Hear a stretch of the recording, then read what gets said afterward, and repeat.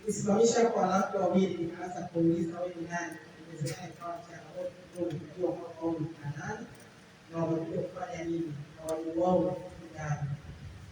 Yaani kuuliza tu hapa, wewe ni nani? Utasema nini? Kweli mwanamke ni nani? Mwanamke ni msaidizi. Soma Mwanzo 2:28.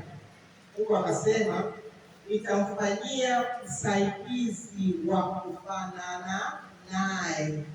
Kwa hiyo wito wa kwanza wa mwanamke ambao umemleta hapa duniani ni kusaidia. Sio pia na misheni yake, ni kusaidia. Yaani wewe ni msaidizi. Ingawa siku hizi mimi naweza kujitegemea, wewe jitegemee. Lakini nature ya mwanamke ni kusaidia. Yeye ni msaidizi. Lakini anasema nitamfanyia msaidizi wa kufanana naye. Huyo anayezungumziwa ni Adamu.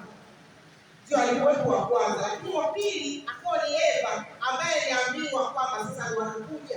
Na hata ukisoma hiyo pili akasema mwanamke Adamu alipomwona akasema huyu katika wangu ni mifupa katika mifupa ya kwanza.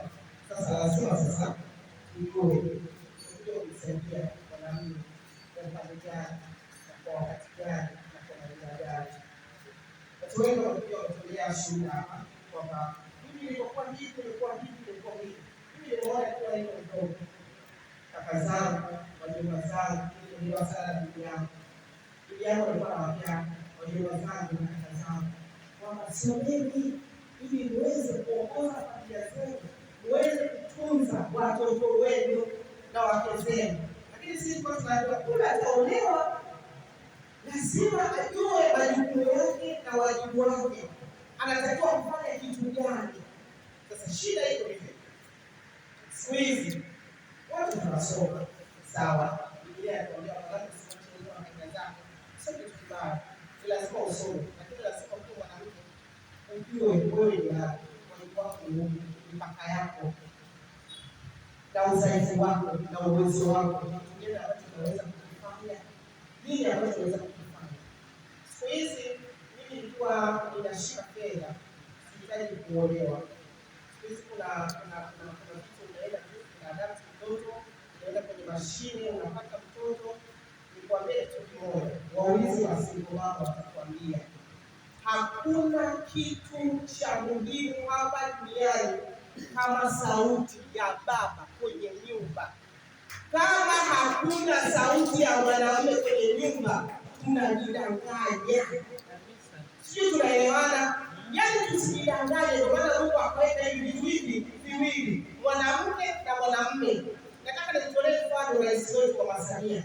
Alisema nyumbani mwake anapigia magoti na anapikia mume wake. Lakini mwenye shoni nani? Mwenye shoni nani? Kwa nini anampikia mume wake? Kwa sababu huo ndio uumbaji na hiyo ndio nature. Tumekuwa tunadanganyana sana kwamba una uwezo wa kujisimamia, wewe jisimamie tu, lakini yuko mama anasema hiki kiwiliwili ndio kikubwa, kichwa ni kidogo. Lakini kitu kinachotoa mambo makubwa zaidi ni kichwa. Kwa hiyo mwanamke ni kichwa ambaye anaongoza familia, lakini nyuma yake yuko mwanamke mwenye nguvu. Waswahili wanasema hivi, mpambe ana nguvu kuliko mwenye nini? Jamani, tunaona matajiri wakitembea mjini. Wakina Swini, Jaku, Swini na nani, si wana nguvu zaidi kwa wale matajiri. Yaani hujamfikia tajiri mpaka umfikie fulani ambaye ni mpambe wake. Ndio ilivyo nyumbani. Wewe una uwezo wa kusema mume wako kushoto kulia na kageuka ukiwa umeijua nafasi yako. Siku moja mimi nilikuwa nimekaa tu nikaanza kuchukua karatasi. Nilianza kujiandika nikaanza kusema mimi ni nani? Nasema mimi ni Salome. Salome ni nani? Ni mtu wa aina gani? Nikaanza kujiangalia. Nina hasira, nina moja, nina mbili. Mimi napenda sana watu. Lakini mtu akinikwaza jambo linaishia hapo. Yaani jambo akinikwaza jambo linaishia hapo. Okay, nikaanza kujua madhaifu yangu na uzuri wangu. Nikaanza kuuliza mimi hapa duniani nimefanya nini? Kazi yangu ni ipi? Na wito wangu ni vipi? Ili niweze kusimama na kufanikiwa. Ideas. Adamu na Eva walipoumbwa na Mungu katika hii dunia, walipewa bustani ya Edeni, waitunze na wailinde. Waliposhindwa Mungu aliwafukuza. Ndipo laana zilipokuja, ndipo mahangaiko yanapokuja. Maana single mama wengi tuna mateso mengi. Watoto hawaendi shule, unashika vigwego kwenda kupigana na mtu alishaoa na mke wake, anasubiri mke wake ampe kwa ahadi ya kusema atoe ada ya mtoto kwenda wapi shule. Wakati wewe ilikuwa ni nafasi yako wewe. Kwa hiyo ideas, lazima tujitambue. Chukua kalamu na peni, anza kujiandika. Jua uwezo wako, jua nguvu yako, jua mpaka wako, jua ni kitu gani unachokiweza zaidi. Hello. Kusoma kwenye Methali 31 kuanzia mstari wa 10. Asante my dear. Ukisoma Methali 31 kuanzia mstari wa 10 inatuambia ni nani awezaye kumjua mke mwema? Mke mwema anatoka kwa nani? Wakunjulia wahitaji mikono yake. Chakula chake anatoa wapi? Mbari. Mume wake anajulikana malangoni. Mume wake humwita heri. Hulisha watu wa nyumbani mwake kwa chakula kwa mikono yake. Sasa mimi ndugu wangu, kwa sababu nina kazi, na uulize hivi ananibabaisha nini? Sinaweza kufanya kazi. Usidanganye. Tangaika. Uko nje kudumu. Tunadanganyana yani tuliokuwa ndani huko. Yaani tunatamani kutoka ili nataka kuingia, sidanganye hivi. Wadada wengi hapo tunauliza nataka kufanya nini? Kuolewa. Halo. Kuna mtu hataki kuolewa hapa. Ukiona hataki kuolewa, ana kitu amekibeba hapa. Kuna kitu kizito kimefanya nini? Kimempiga. Halo. Sisi kama tunaelewana. Yaani lazima ifike wakati tunaambia tunaenda na utandawazi, lakini ukweli lazima tufanye nini? Tuseme. Mimi siku moja nilikuwa nimekaa na mama yangu, kwa tunasikiliza kauli kila Mario. Wakawa wanazungumza habari ya ulawiti. Mama akawa analia. Anasema mume wangu mwenyewe kamlawiti mtoto wangu. Nikanajiuliza, mpaka nikamuuliza mama, hivi hii shida ni nini siku hizi? Lakini wakati nimetulia, mimi napenda sana kuomba. Usiku nilipokaa nikatulia, nilikuwa namuuliza Mungu, hivi kweli baba wa mtoto wangu anaweza akageuka akafanya mtoto wangu kitendo hiki? Inatokeaje? Shida ni nini? Nilikuwa nasikia ndani yangu, shida ni kwetu sisi. Biblia inatuambia mlee mtoto wako katika njia impasayo kwenda, hata isahau atakiwa mzee. Huyu aliyemlawiti huyu mtoto, hata kama ni mume wake, kuna mahali mama yake alikosea. Yaani mtoto wangu Maron akisimama anavuta bangi, ana mambo ya kipuuzi, ananiwakilisha mimi, kwa sababu mikono yangu hii Mungu amesema anaibariki. Kwa hiyo nikishika watoto wangu, mimi ndo naweza kumlea. Mtoto wa huyu mama akisimama hapa anamrepresent yeye. Ukianza kulalamika mtoto wangu anavuta bangi, mtoto wangu kichaa, mtoto wangu ana nini, anakurepresent wewe. Kuna mahali umeshindwa kumlea, kumtunza, kumfikisha mahali anapotakiwa kwenda, hata isahau hata kama akiwa mzee. Umewezaje? Wanasema wao tukipeleka msikitini watoto hao si walimu wa madrasa wanawageuza. Sio kimbilio, kwa sababu kuna mahali mzazi alifanya nini, alikosea. Si wako mashehe wanawageuza watoto, si wako mapali wanawageuza watoto. Kwa sababu gani? Hata ukimpeleka mtoto mahali penye nyumba ya ibada, kama msingi wake haukuwa mzuri, hakuna. Biblia tuambia misingi ya mwenye haki ikiharibika atafanya nini? Tuko hivi tulivyo kwa sababu ya wazazi wetu, kwa sababu ya namna ambapo tumelelewa.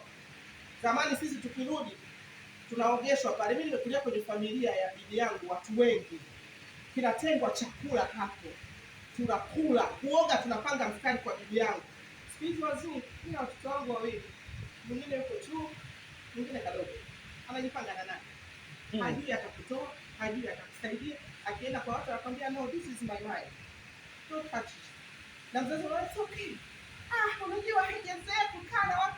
Fundishe, mpeleke hata kwa jirani akale, akaona watu wengine wanaishije. Ndio maana watu wanaenda kusaidia. Tumesema akina mama tubebe chochote twende kusaidia. Hakuna hata mtu aliyebeba mtoto wake akaja naye hapa akamfundisha kama kuna kutoa. Nani kaja na mtoto wake? Even I sijaje. Kochi kila siku anafundishaga hapa, bebeni watoto wenu. Mafundisho tunayopata hapa, mtoto anaanza kujua kwamba kuna kitu fulani kinatakiwa. Ndio maana ukienda, mimi nimefanya kazi sana na Wahindi filamu, nimefanya kazi na mtu anaitwa Nilesh. Naenda kwa Nilesh nakuta wale watoto wako pale. Sasa unasema pay them, anashika chuchu anahesabu anakulipa. Unakaita bosi. And now ni mabosi zetu. Watoto wetu tunawafundisha nini? Tunawalisisha nini? Ndio baki mimi nimeshindikana ninakuta bangi. Wewe ndio umeshindikana. Na siku ya mwisho Biblia inatuambia linda sana ulichonacho usije kukupoteza. Mwizi akikichukua kukirudisha sio rahisi sana. Waulize kina mama jamani, waulizeni kina mama. Biblia inatuambia mtoto mpumbavu ni mzigo kwa mama yake, lakini mtoto mwelevu ni faida kwa baba yake. Mtoto akifanikiwa, baba hata kama akuleta papers akasema mimi yule ni mtoto wangu, nataka nikwambie kitu kimoja. Mimi baba yangu nilikuwa naye wakati naingia form 1. Kasema mimi sijapata mtoto nikiwapiga. Kama muulize mama yako ulipata wapi? Nilipoingia form 2, yeye Salome Urasa. Nilipoingia form 2, sura usibadilisha nini? Ningeweza kubadilisha na hiyo hapo msayo kidogo. Ila la bibi yangu mzaa mama na babu yangu mzaa mama na baba yangu mzaa mama. Tumbako ni jina la bibi yangu, mzao jina la bibi yangu, ambaye jina la umbo la serikali. Ndio wakati inaanza kuelezana mtu inaandikana habari ya kuambia habari.